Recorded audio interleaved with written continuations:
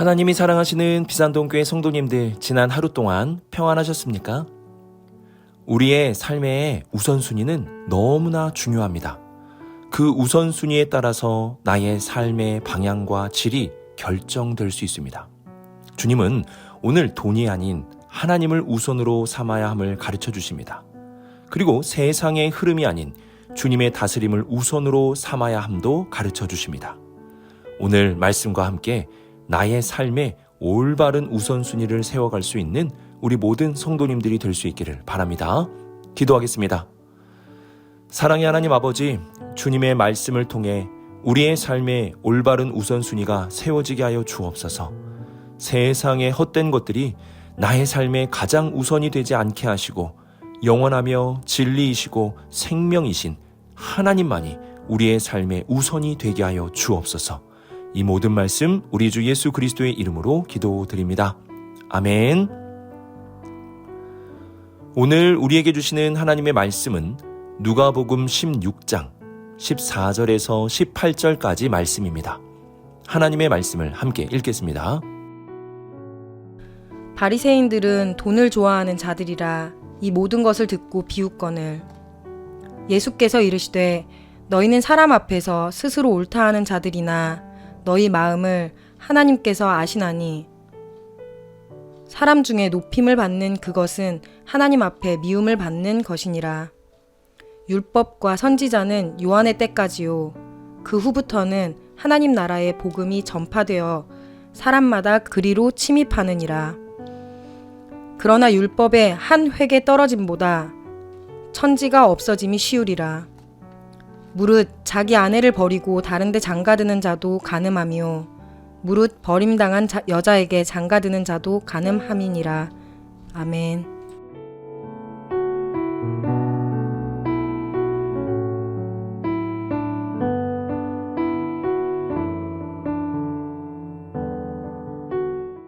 (14절을) 보시면 바리새인들이 예수님의 모든 가르침을 듣고 비웃었다고 말씀합니다.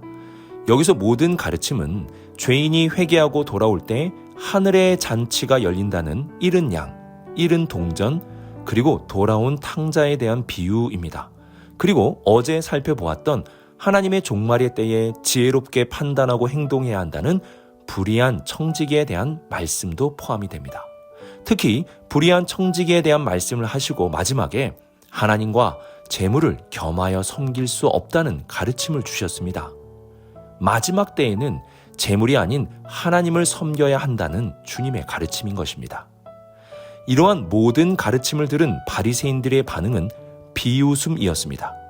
여기서 비웃음은 예수님의 가르침을 하나도 받아들이지 않는다는 표현임과 동시에 주변에 있는 사람들에게 예수님의 가르침을 평가절하하는 행동이라고 할 수 있습니다. 이들은 예수님의 말씀을 무시하였습니다. 그리고 사람들에게 이 가르침을 들을 필요가 없는 웃음밖에 나오지 않는 것이라고 비웃으며 표현하였습니다. 이들이 예수님의 말씀을 완강하게 이렇게 거부했던 이유는 바로 돈을 좋아했던 자들이었기 때문입니다.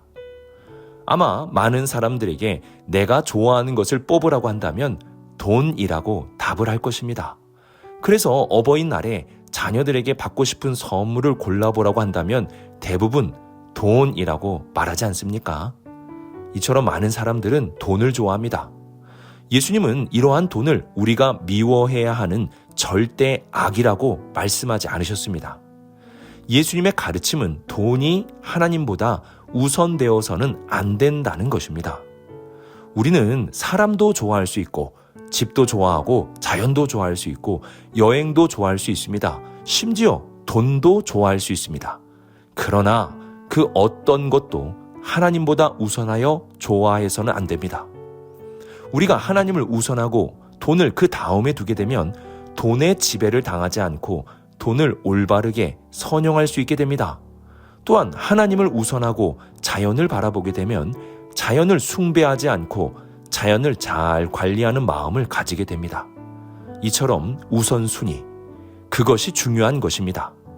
오늘 말씀에서 바리새인들에게 돈을 좋아했다고 하신 말씀은 이들의 마음에는 돈으로 가득 차 있고 하나님보다 돈을 더 우선하며 살아가고 있었다는 뜻이 되는 것입니다. 이렇게 돈으로 마음에 가득 차 있으면 하나님의 말씀이 들리지 않습니다. 그래서 죄인들이 하나님께 돌아오는 하나님의 기쁨의 소리가 들리지 않게 되는 것입니다. 그리고 돈을 가장 우선하기 때문에 하나님의 뜻과 영광을 위한 삶에 관심을 두지 않습니다. 하나님의 말씀이 들리지 않는다고 말하기 전에 우리는 먼저 우리의 마음을 살펴볼 수 있어야 합니다. 내 마음에는 지금 무엇으로 가득 차 있습니까? 무엇을 먹을까, 입을까, 마실까와 같은 염려로 가득 차 있습니까? 아니면 하나님의 나라를 위한 생각으로 가득 차 있습니까? 말로는 하나님에 대한 것을 이야기하지만 그 마음에는 돈으로 가득 차 있는 바리새인이 되어서는 안 됩니다. 우리는 하나님을 우선함으로 하나님의 말씀이 들리는 삶을 살 수 있어야 합니다. 그리고 하나님을 우선함으로 하나님의 뜻과 나라를 선택할 수 있어야 합니다. 이처럼 돈보다 세상보다 하나님을, 하나님의 뜻을, 하나님의 나라를 우선하며 살아가는 우리 모든 성도님들이 될 수 있기를 주님의 이름으로 축복합니다.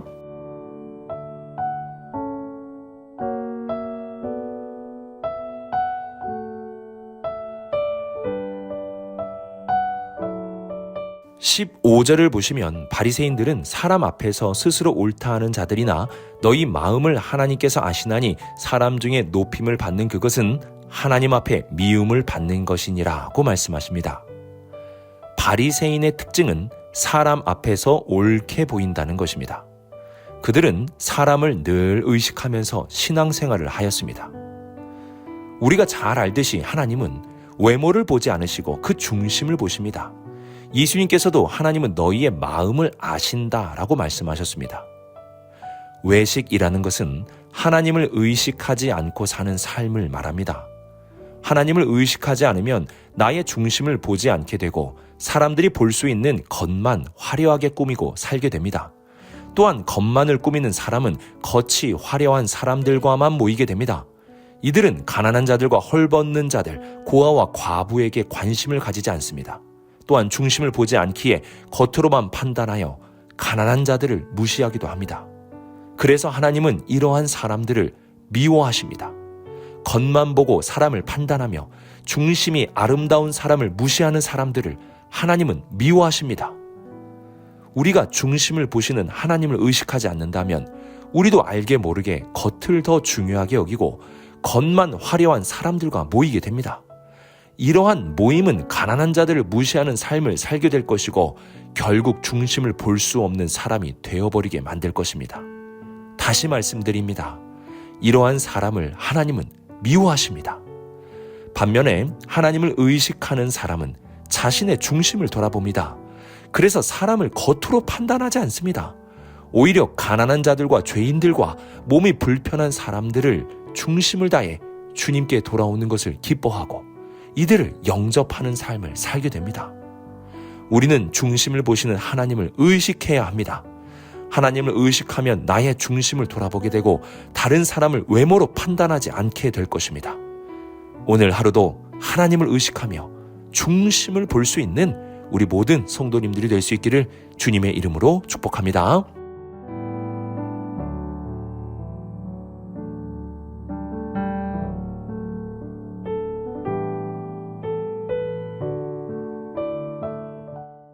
예수님은 율법과 선지자들의 가르침을 폐기하러 오신 것이 아니라 완성하러 오셨습니다.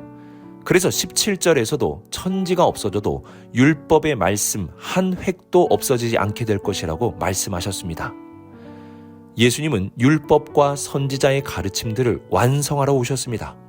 그러면 완성했으니까 끝이 난 것일까요? 16절을 보시면 그 후부터는 하나님의 나라가 침노하게 된다고 말씀하십니다. 율법과 선지자의 가르침을 완성시킨 예수 그리스도를 통하여 이제는 하나님의 나라가 침투하기 시작된다라는 것입니다. 이는 예수 그리스도 안에 있는 자들에게 하나님의 나라의 통치가 실현된다는 뜻입니다. 그래서 예수 그리스도 안에 있는 자들에게는 하나님의 온전하신 뜻이 무엇인지 계시가 되고 성령님을 통하여 그 놀라운 뜻을 향해 나아갈 수 있게 되는 것입니다. 그런데 18절 말씀을 보시면 갑자기 뜬금없이 결혼과 간음에 대해서 말씀을 하십니다. 이 말씀은 뜬금없는 말씀이 아닙니다. 율법의 완성으로 시작된 하나님의 나라가 침노하는 모습을 보여주시는 것입니다. 하나님의 나라의 다스림은 우리의 일상에서 일어나는 것입니다. 이를 알려주기 위하여 결혼이라는 가장 일반적인 문화를 놓고 말씀해 주시는 것입니다. 예수님이 말씀하시는 하나님의 나라의 다스림에 대한 것을 보면 당시 사람들의 보편적인 생각과 역행하는 것들이 많이 있음을 알 수 있습니다. 이 세대는 악하고 불의한 면이 많이 있습니다. 그래서 성경은 불의한 세대라고도 말씀합니다. 그렇기 때문에 하나님의 나라의 다스림과 통치가 임하게 될 때는 이러한 다름으로 인하여 거부하는 일들이 생겨나게 됩니다. 예수님 당시에는 새롭게 장가드는 것에 대해 문제를 제기하지 않았습니다. 하지만 예수님은 새롭게 장가드는 것에 대한 문제를 제기하십니다.